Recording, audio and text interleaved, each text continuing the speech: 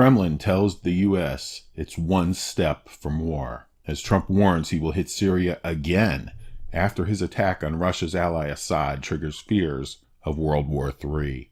DailyMail.com has the story.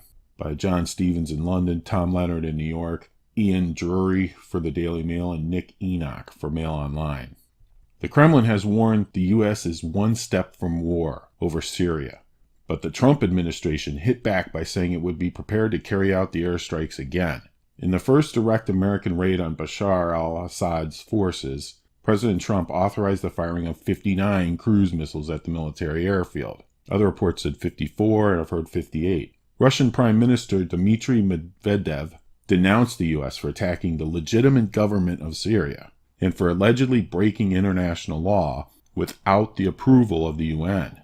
Mr. Medvedev said, "The military action is a clear indication of the U.S. president's extreme dependency on the views of the Washington establishment, the one that the new president strongly criticized in his inauguration speech. Soon after his victory, I noted that everything would depend on how soon Trump's election promises would be broken by the existing power machine.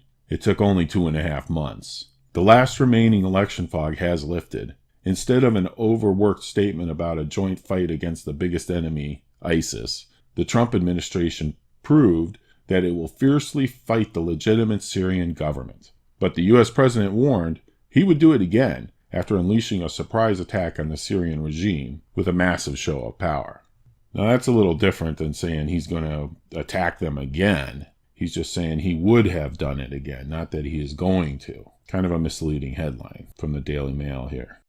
Officials said it was in retaliation for Assad's use of chemical weapons and would deter further atrocities. The U.S. ambassador to the UN, Nikki Haley, said that her country had taken a very measured step.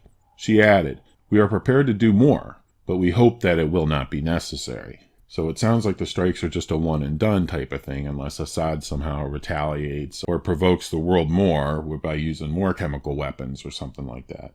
Vladimir Putin yesterday also denounced the U.S. missile strikes as an illegal act of aggression against a sovereign nation. The furious Russian president responded to the attack against his ally by diverting Warship, the Admiral Grigorovich, to protect the Syrian coast and vowing to bolster Assad's missile defenses against further bombing raids.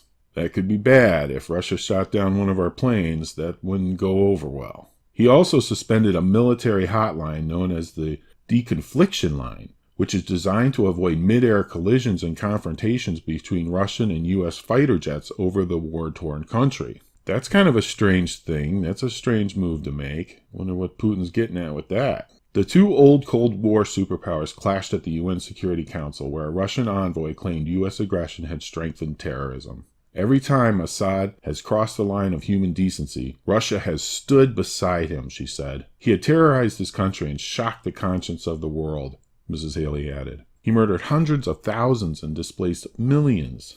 On Tuesday, Assad launched yet another chemical attack, murdering men, women, and children in the most gruesome way, Mrs. Haley said. Assad did this because he thought he could get away with it. He thought he knew Russia would have his back.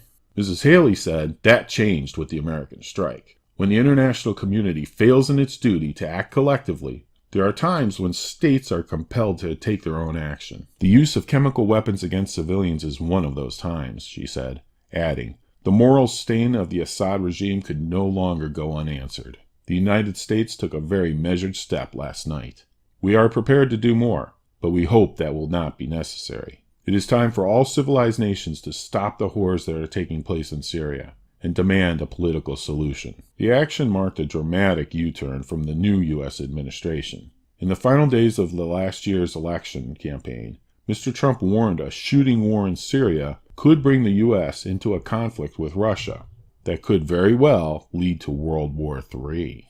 In an emotive broadcast in the early hours of yesterday morning, Mr. Trump said he was responding to the Syrian regime's attack, believed to have involved sarin nerve agents, on the rebel-held town of Khan Sheikhoun, which left at least 72 people dead, including 20 children that were killed by these chemical weapons. Using a deadly nerve agent, Assad choked out the lives of helpless men, women, and children. It was a slow and brutal death for many, Trump said. Even beautiful babies were cruelly murdered in this very barbaric attack. No child of God should ever suffer such horror. Downing Street was swift to back the action. At the UN, Britain came out in strong support of its ally. Because war crimes have consequences, and the greatest war criminal of all, Bashar al-Assad, has been now put on notice, said UK Ambassador Matthew Rycroft. The U.S. strike was a proportionate response to unspeakable acts that gave rise to overwhelming humanitarian distress, he added. It was also a strong effort to save lives by ensuring such acts never happen again. Russia had been humiliated by its failure to bring to heel puppet dictator, entirely propped up by Russia itself and Hezbollah and Iran, he said. Moscow compared the U.S. action with the invasion of Iraq by American and British forces in 2003. Russia's envoy to the UN called the attack a flagrant violation of international law and an act of aggression.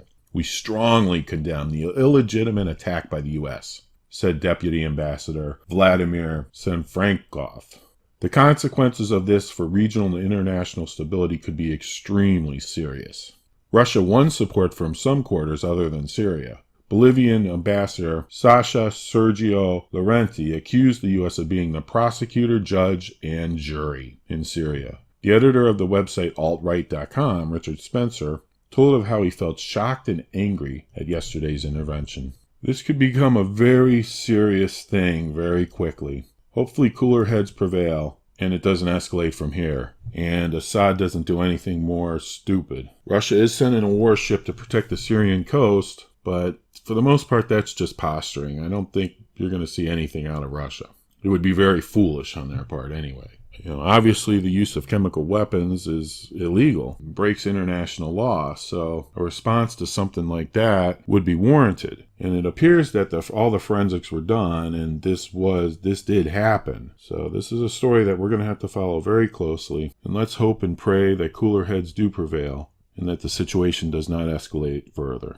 This is TNT, Top News Today. Be active and stay informed.